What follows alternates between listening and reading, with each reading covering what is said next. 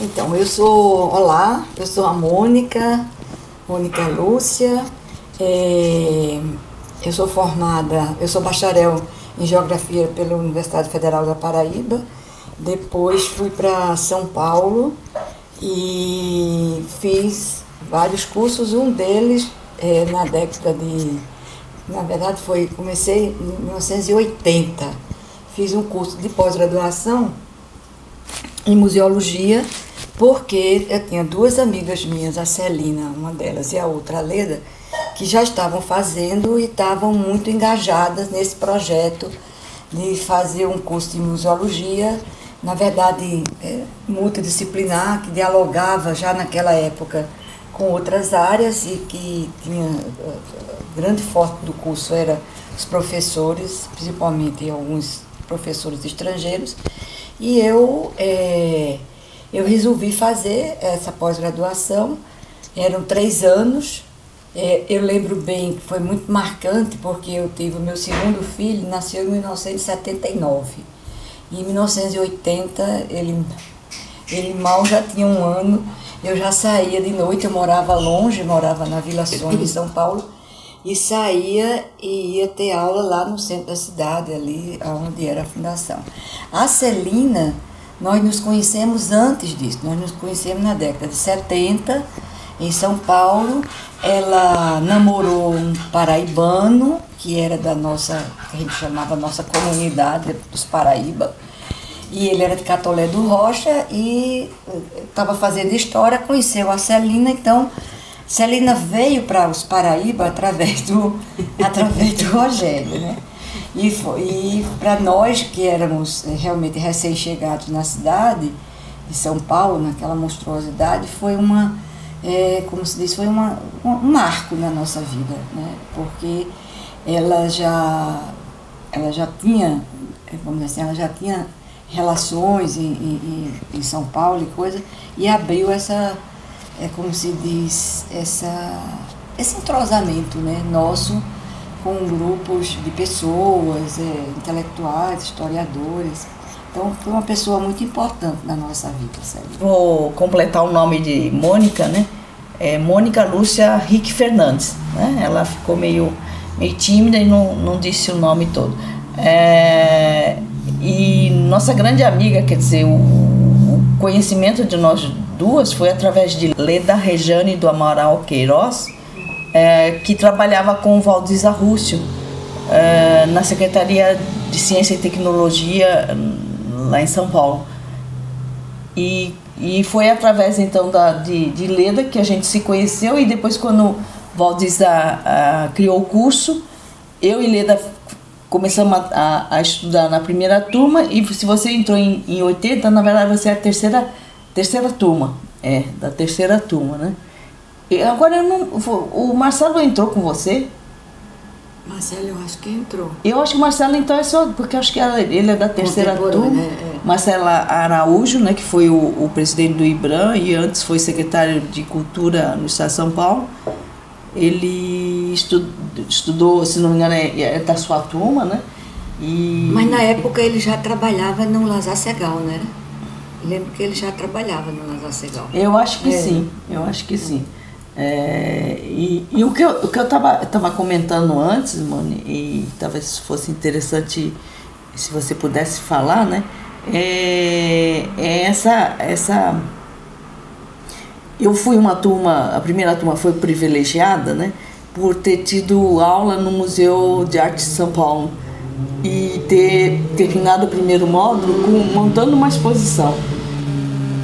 Parece-me que já na segunda turma já não ocorreu isso, e eu acho que você pegou o curso lá perto daquela praça, perto do Mackenzie, onde era... que é a sede da fundação. Sede da fundação, né? E que eu esqueci o nome daquela praça lá. É Monteiro, não, Biblioteca Municipal Monteiro Lobato, mas a praça eu esqueci o nome. General Jardim, né? Na General Jardim. Na Rua General Jardim, tá? Então, e se você pudesse falar um pouco como é que foi esse... Então, porque na verdade vamos dizer assim, essa genialidade da Valdiza Rússio foi de criar um curso, entendeu? De uma formatação diferente dos que existiam na época, né? E ser a nível de pós-graduação, entendeu? Agora, a dificuldade dela era de que ela tinha que estar abrigada numa fundação de ensino, que foi o caso, aí a Sociologia Política abrigou, né, encaminhou para a CAPES toda a documentação, e o local da fundação, o local do curso, apesar de quando eu comecei já funcionava lá na General Jardim, mas nós tínhamos muitas aulas práticas, né? Nós tínhamos no MASP uma parte da disciplina de História da Arte foi dada lá, entendeu? E os museus de religião, nós fomos lá no Museu de Arte Sacra, entendeu? Então tinha, quer dizer, aulas expositivas, mas tinha muitas aulas já dentro vamos dizer assim, do museu, né? E a grande questão, eu peguei esse pedaço, né? Porque é o seguinte, a Escola de Sociologia e Política na época, ela era dominada, lembremos que ainda nós vivíamos num regime ditatorial nesse período, né? E a Sociologia Política tinha sido fundada por intelectuais tipo Fernando Henrique Cardoso e outros da filosofia da USP, mas a USP não quis abrigar esse curso. E aí a Valdiza procurou a Fundação Sociologia Política, ela tinha um relacionamento lá, e nós ficamos, inclusive nós fizemos uma espécie de movimento, mas nós fizemos algumas reuniões com ela, porque nós não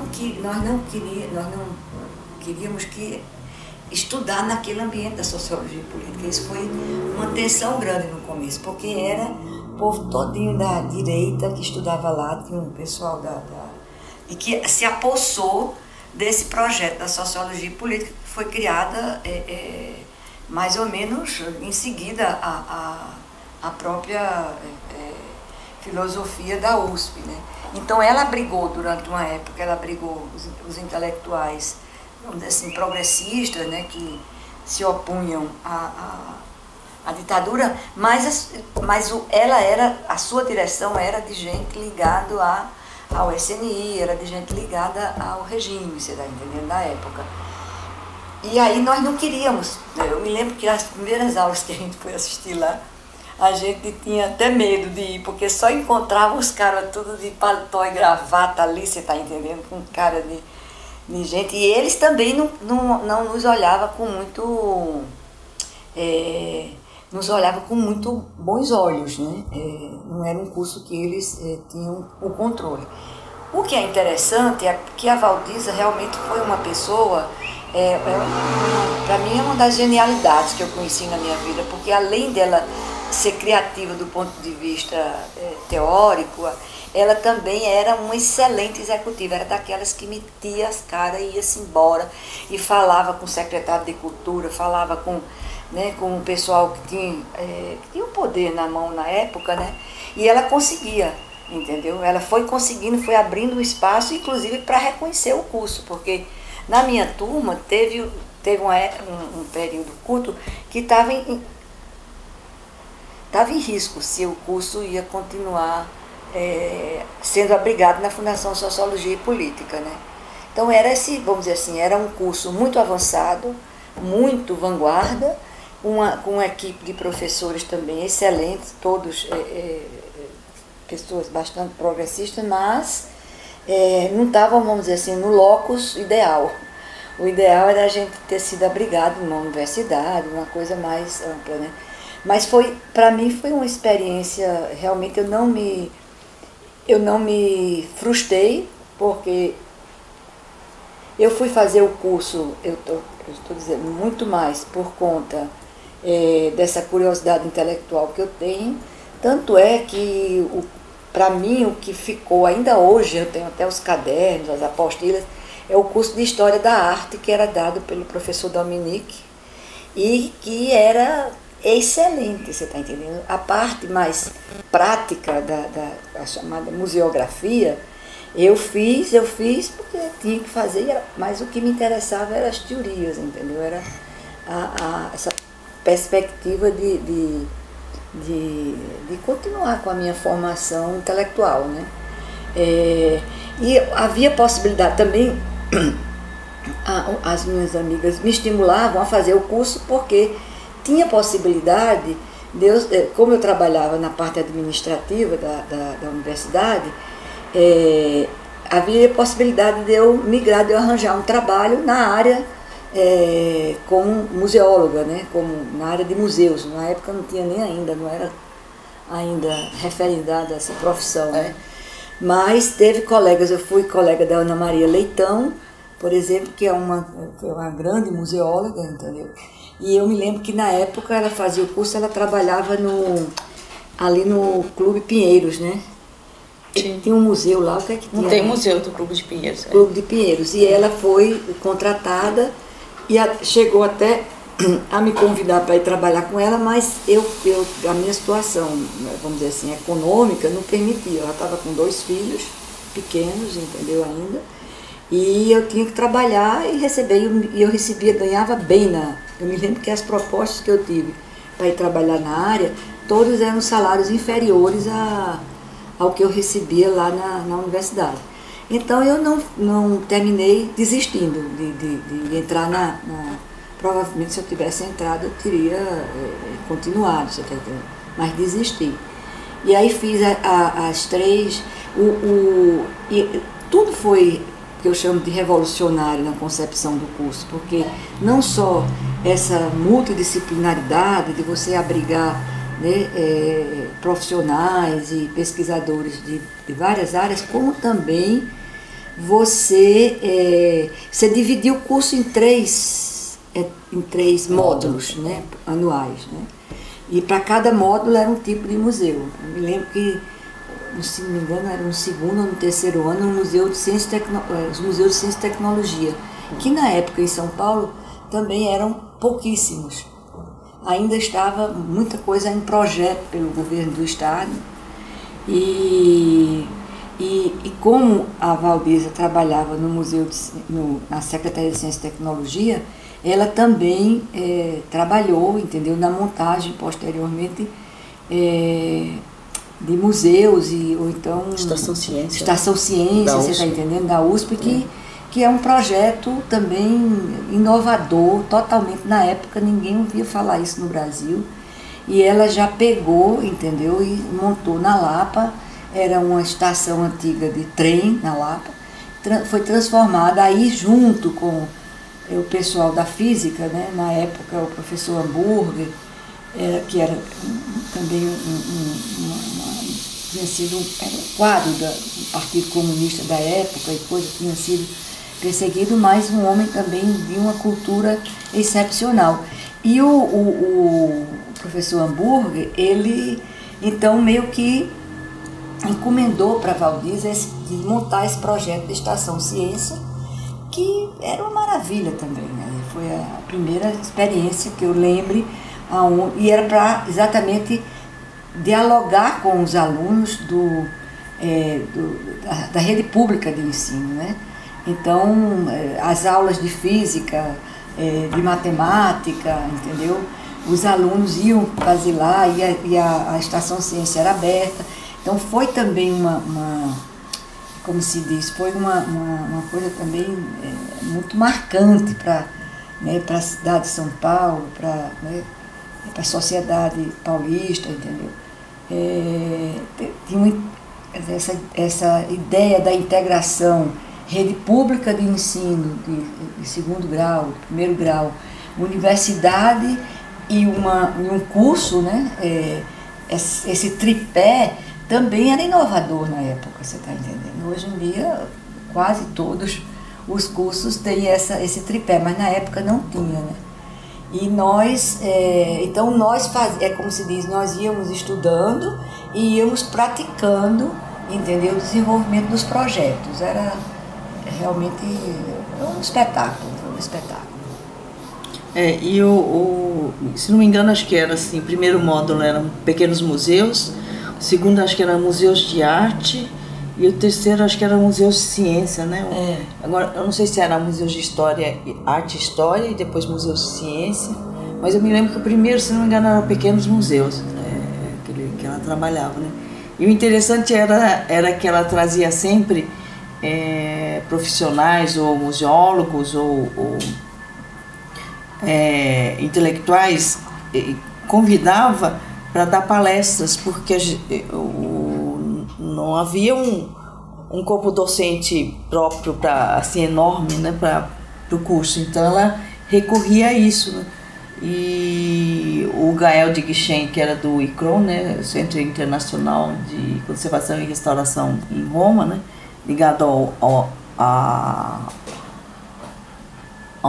ao ICON, né, e à Unesco, ele veio, se não me engano, ele veio por dois anos seguidos, né, e eu me lembro de ter tido aula com ele na Pinacoteca do Estado. E naquela época, tudo isso que é tão comum nos museus, esses equipamentos de medição de umidade relativa do ar, de iluminação, enfim, todos esses aparatos que hoje você passa pelos museus e você, quem é museólogo, quem é da área, bate o olho e já reconhece todos eles. Na época não existia, os museus não tinham esses aparelhos, nem tinham instrumentos para medir, né, a umidade relativa do ar enfim. E ele traz então para esses alunos do curso, se não me engano, acho que foi na primeira turma, primeiro ano e segundo ano, ele traz esses equipamentos e a gente fazia as experiências no primeiro. Acho que primeiro foi na Pinacoteca, a segunda vez eu não lembro se ainda foi na Pinacoteca de novo. E as aulas práticas, quer dizer, as aulas teóricas ele deu na sede do curso, ou foi no MASP ou foi na Sociologia e Política, e a parte prática foi no próprio museu. E eu lembro também que de ter ido, você estava falando da Museu de Arte Sacra, realmente a gente foi para o Museu de Arte Sacra. Eu lembro também de ter ido várias vezes no Museu da Casa Brasileira, que a gente então estudava o mobiliário lá e tínhamos fichas de catalogação e a gente estudava como fazer a catalogação daqueles móveis, né? Cada um escolhia uns 3, 4, 5 móveis e tinha que fazer o estudo sobre cada objeto e preencher, né, a catalogação. Que mais? Não, uma coisa que a minha linha de depoimento é essa linha, vamos dizer assim, mais política da concepção do curso e do que ela conseguiu. Eu me lembro do professor, não é nem professor, Fábio Magalhães, que era um grande intelectual, era um cara, na época ele não estava dirigindo ainda o MASP, né? Mas ele já era do conselho do MASP e era um cara também, entendeu, super reconhecido.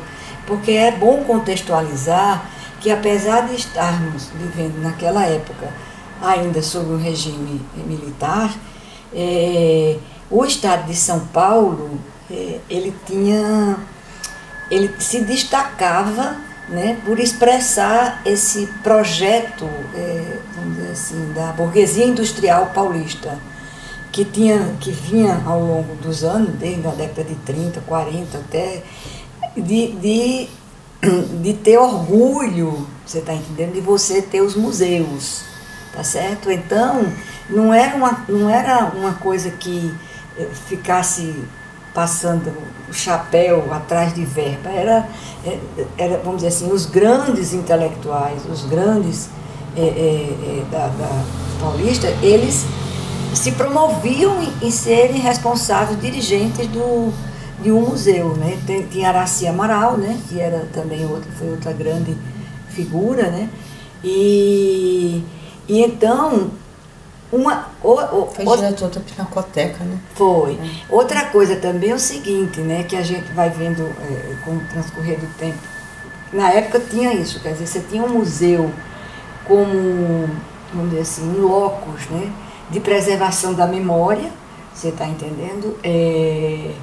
aonde a burguesia paulista, né, tinha orgulho assim como da orquestra sinfônica, do balé, entendeu? Era no mesmo pé de igualdade que tinha de investimentos, de recursos, entendeu? Para São Paulo realmente, o Estado de São Paulo se destacava. E nós tínhamos no governo do Estado, apesar de estarmos, volto a insistir, sobre o governo militar, os governadores, mesmo os governadores alinhados com o regime, tipo Paulo Maluf, Paulo Egídio Martins, depois o Orestes Quercia, você está entendendo? Eles,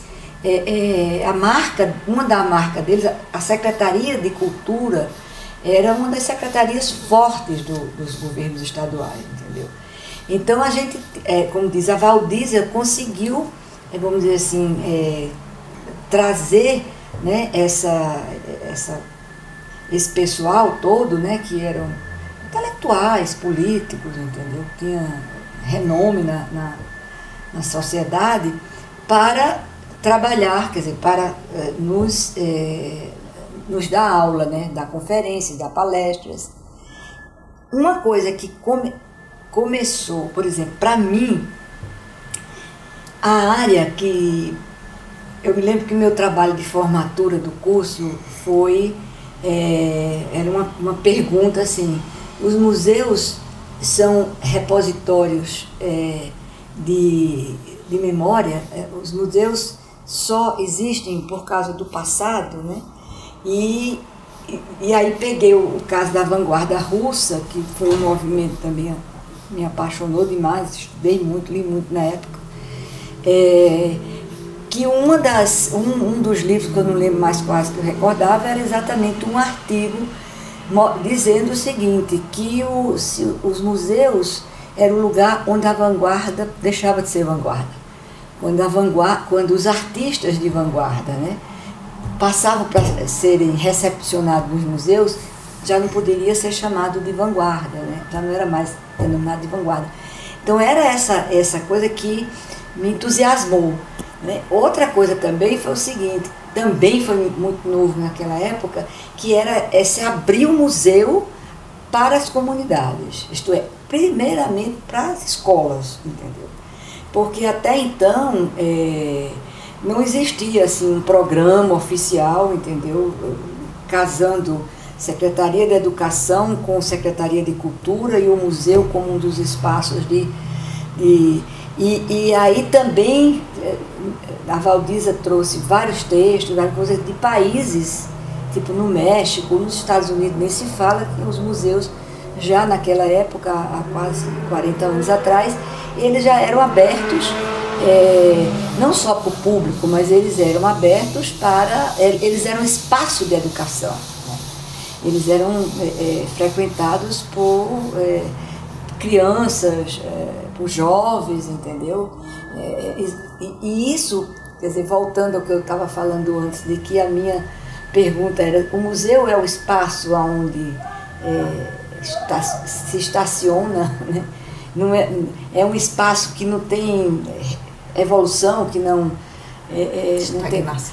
não tem uma dialética que se abra para um novo, não só uma nova concepção, mas como também uma nova instituição, né, que está aberta ao público e coisa.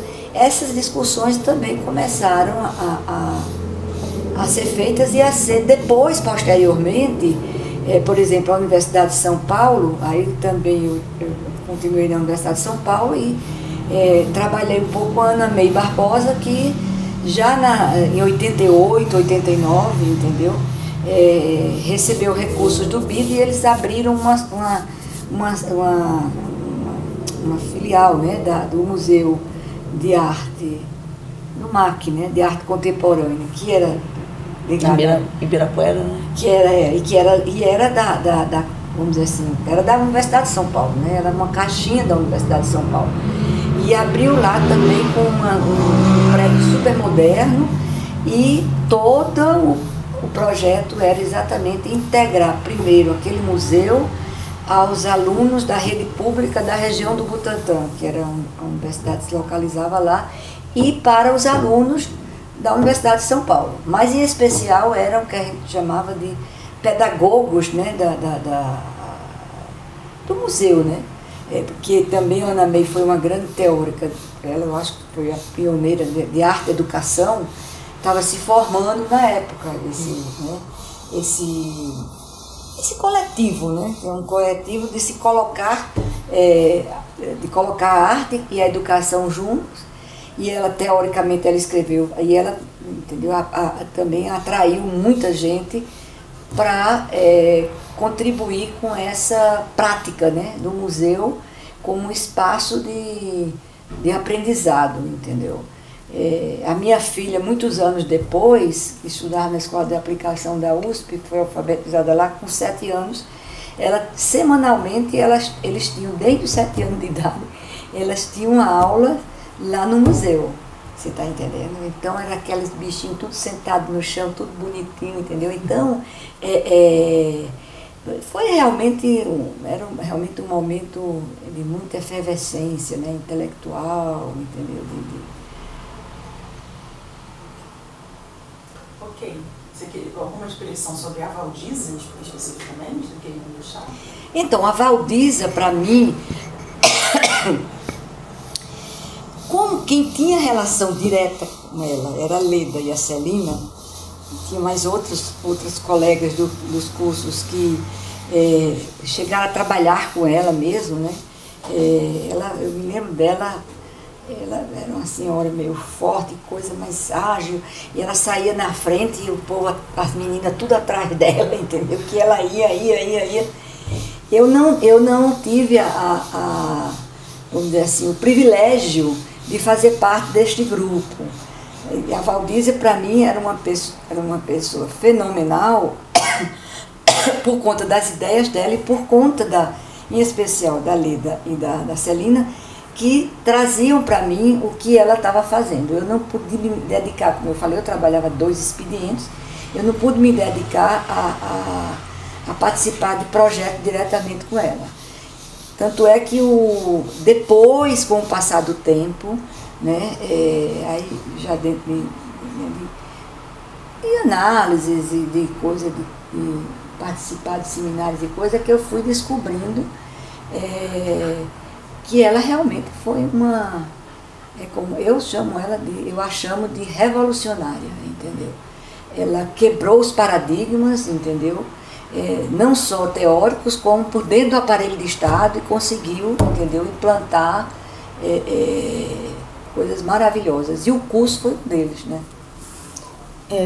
Eu acho que Mônica lembrou bem, né? Porque quando Valdiza está criando esse curso, nós ainda estávamos na ditadura, né?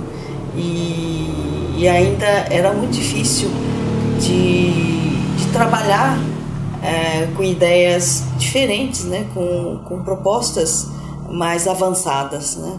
E realmente interdisciplinaridade ou multidisciplinaridade, na época, eram palavras estranhas, né, a esse universo acadêmico, e ela traz, quer dizer, o recorte que ela traz realmente era da interdisciplinaridade, né, e que me parece que vinha desde a composição do corpo docente até a composição do corpo discente, porque na verdade meus colegas vinham cada um de uma área. Eu tive colega na primeira turma, advogado,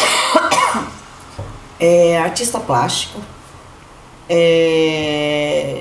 sociólogo, economista, Leda era economista, poeta, historiador, né? Eu vinha da história, eu, a Cristina Brum, eu tinha uma pessoa que eu não me lembro eu acho que ela trabalhava na biblioteca, mas era do Horto Florestal, né? Uma japonesa, né? Uma descendente de japonês.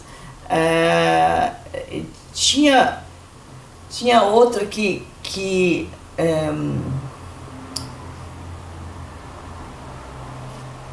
tinha dois que eram arquitetos, uma que era fotógrafa. Então, você pensa a riqueza que é você estudar com colegas, cada um de uma área, né? E receber o ensinamento de diversos campos, né? Do conhecimento, e trabalhando não em sala de aula, mas indo para um lugar onde tem acervo, onde tem público, onde tem evento, onde tem vernissagem. Nossa, quantas vernissagens que a gente pegou lá no MASP, né? Onde tem festival de cinema, onde tinha apresentação de palestra, enfim, realmente essa riqueza, eu acho que de formação nós somos muito privilegiadas, né? E Valdiza, quer dizer, ela trazia os textos mais recentes que ela recebia do exterior, né? do pessoal, porque ela começou a fazer parte do ICOFON, né? E de outras comitês, né? Ligados ao ICOM.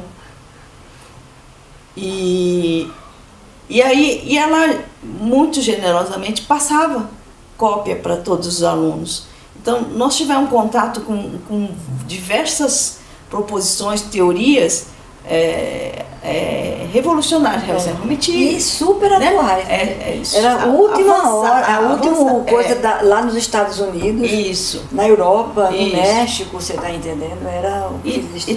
E trazendo todas essas questões, e tudo que ela conseguia trazer, e aí muito via Secretaria da Cultura, ela fazia questão de expandir para que os alunos pudessem participar, né? Tivesse acesso a essas palestras ou esses outra materiais. Outra coisa também que é importante contextualizar é o seguinte: naquele período, isso daí eu entendo um pouco, porque eu sempre trabalhei na Universidade de São Paulo. Naquela época eu trabalhava junto dos cursos de pós-graduação, de mestrado e doutorado que tinham sido regulamentados. O doutorado foi regulamentado por lei em 1976. Até 1976 o Brasil não tinha doutores formados no Brasil. A partir de 73 é que começa a ter. Então eu participava muito de reuniões e discussões sobre a pós-graduação. E o que é que acontece? Naquele período, o que a gente chama hoje de pós-graduação lato sensu não existia, tá certo? Existia os mestrados, principalmente os mestrados, e posteriormente os doutorados, né? Quer dizer, algumas instituições, tipo a USP, implantou o doutorado logo em seguida, já em 77, 78, principalmente nas grandes escolas, na São Francisco, na Sociologia Política, na Filosofia.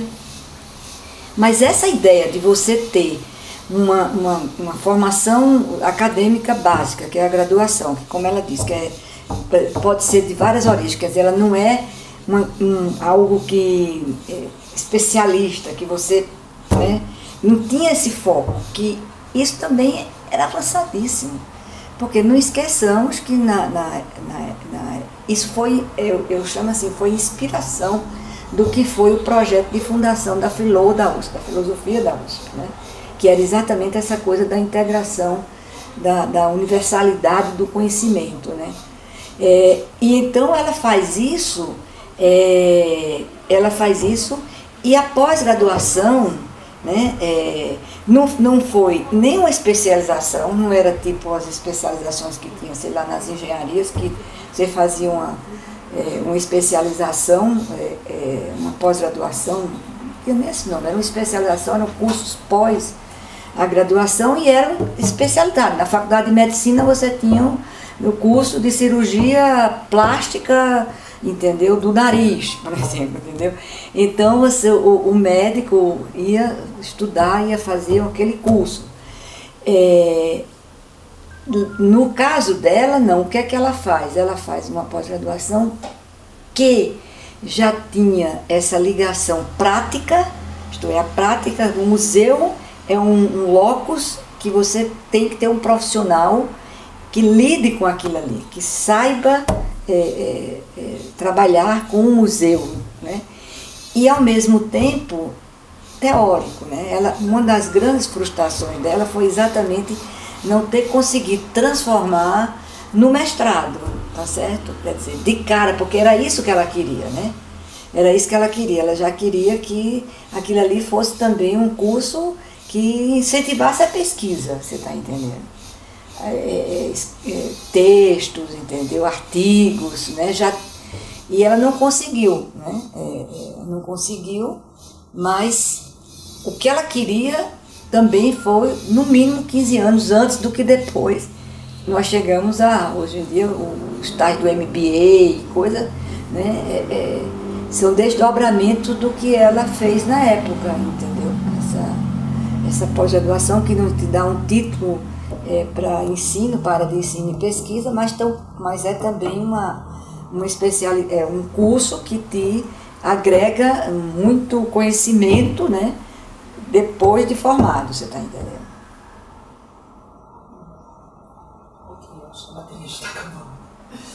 A época que vocês estudaram, que época? A Celina entra primeiro, de que ano a que ano? De e a Mônica? 78 a 80, e Mônica entra de 80, né? 80, 81, 82. Foram os 3 anos. O curso finaliza, tem uma data que o curso passa a não existir mais, porque depois a Débora vai fazer o curso já, a Valdiza já não é mais viva, né? Eu não sei exatamente quando é que termina, mas eu sei que Valdiza faleceu em 1990, se não me engano, né? Ou foi em 91, peraí. Foi por aí, ou 90 ou 91. O curso começa quando? 78, 1978. O curso começa em 78, em mais ou menos 90 é quando ela falece. Eu não lembro se é 90 ou 91. Mas quando ela faleceu, o curso existia ainda, né? Existia, então. Mas o que eu queria sinalizar é que quando, com o falecimento dela, pouco tempo depois o curso começa a cambalear, entendeu? Porque na sociologia política tinha o curso de biblioteconomia e muitos professores da Bíblia começam a dar aula e os museólogos começaram consideraram que o curso não estava tendo mais a característica de museologia, mas mas estaria mais voltado para a Bíblia, né? Para informação, né? Para informação. Mas era um curso de 3 anos. 3 anos, Isso. E sempre, se não me engano, até o final é sempre um curso noturno, né? E às vezes com aulas de fim de semana, porque o objetivo era atrair pessoas que já estavam trabalhando em museus, né? Permitisse uma formação, para esses profissionais de museus, né? E esses trabalhos do ICOM que ela vai inserir, ela vai estar participando desses eventos fora do país? Sim, sempre participou. Mais ou menos? Ela vai começar não, porque o curso é de 78, é isso? Eu me lembro, ela já desde o início participando. Eu me lembro dela saindo para viajar para essas reuniões do ICOFON, entendeu? E eu me lembro também que ela trabalhou muito com umas museólogas portuguesas que eu não ia muito para Portugal e para desenvolver. Mas então, quando ela é criada o curso 78... Ela já está participando. Ela já está participando. Porque uma grande questão que eu não sei bem em detalhes, mas que também atravessou esse período com ela, era aquela história. Tinha um negócio assim, eu acho que é o ICOM, você se associava ao ICOM como indivíduo e não como instituição, não é isso? E aí quando as pessoas formadas no curso pleitearam, também foi uma briga política também, porque não reconheciam a nós como museólogos. Porque não foi um curso que levou, no caso aqui no país, que levou de imediato a um reconhecimento de uma categoria profissional, né? Tá certo? Essa foi uma questão que traspassou principalmente a década de 90 toda, né? Porque tinha essa questão internacional, que aí era ela que trazia isso, porque ela pessoalmente, você está entendendo, que também ia atrás e furava bloqueio no exterior e coisa, mas também tinha internamente no Brasil, porque, por exemplo, a disputa que se tinha com a Bahia e com o Rio de Janeiro, que era quem dominava na época exatamente, não com profissionais museólogos, mas eram, vamos dizer, as dirigentes dos grandes museus ou os dirigentes eram, vamos dizer assim, eram considerados os museólogos, os cabeças. E aí, mas aí ligado a toda essa tradição, uma tradição cultural, histórica do Brasil, por exemplo, por que a Bahia era forte? Porque a Bahia é um repositório da história do Brasil. Então, o que tem de museu na Bahia, na época ainda hoje, como se diz, é o próprio país que está ali, né? Então, tinha muito peso político, né? E o Rio de Janeiro, idem, tá certo?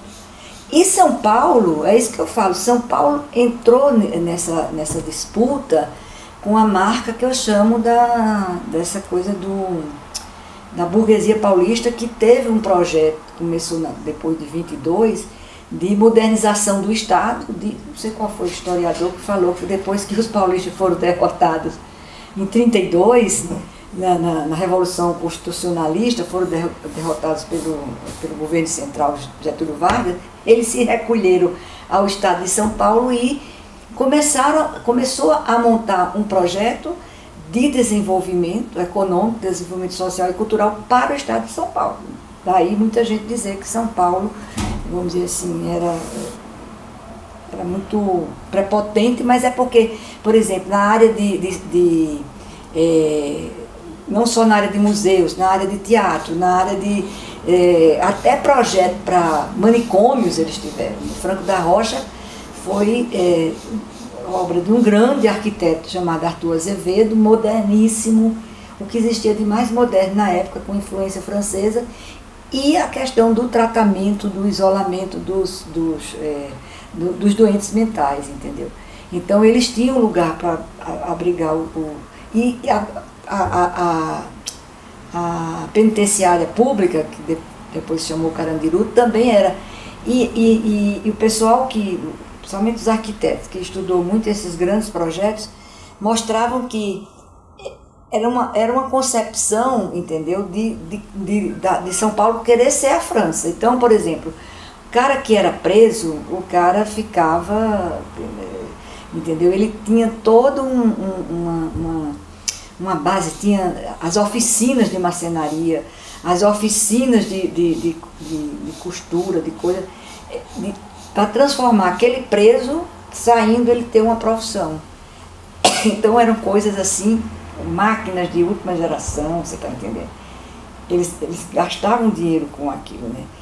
A mesma coisa também com os doentes mentais e, obviamente, com a Universidade de São Paulo, que foi esse grande projeto de constituição de uma universidade.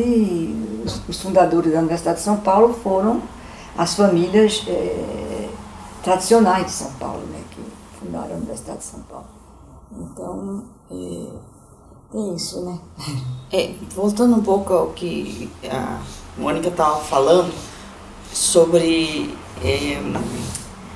a Bahia e o Rio de Janeiro, o que ocorria naquele momento é que você tinha 2 cursos de graduação em museologia e tinha um terceiro que era do Estácio de Sá. Então, na verdade, você tinha 3 cursos de graduação, 2 no Rio de Janeiro, um na Bahia, e o 4º curso que estava sendo criado no Brasil era em São Paulo, e não para graduação, mas seria no nível, se desejava que fosse uma pós-graduação nos moldes tradicionais, né?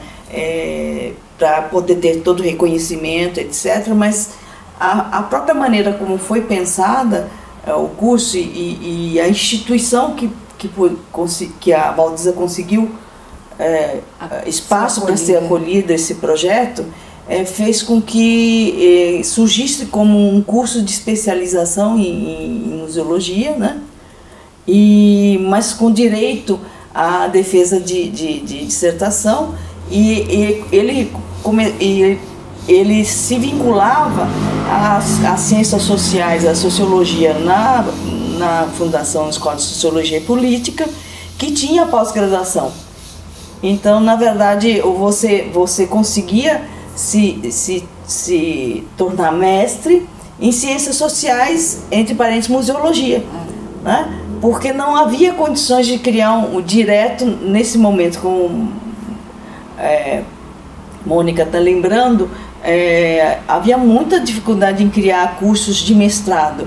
E eu me lembro que uma das razões é que você tinha que ter a graduação anteriormente, com várias etapas vencidas, para em seguida poder criar um curso de mestrado, porque a graduação, a instituição que tinha aquela graduação com todas as etapas vencidas, tinha, na avaliação do MEC, né, tinha condições então de criar a pós-graduação. E isso foi uma das questões, sim, a Valdiza teve sempre que estar dialogando com os alunos, porque muitos alunos que não queriam correr o risco de não ter essa titulação, então preferiram não concluir o curso, desistiram. Mas aqueles que realmente definiram que aquela era a sua área, né, de trabalho, de conhecimento, prosseguiram e terminaram o curso, e alguns poucos chegaram a defender a sua dissertação. Se não me engano, foram 3 ou 4 alunos, né, que chegaram a defender, quer dizer, das primeiras turmas.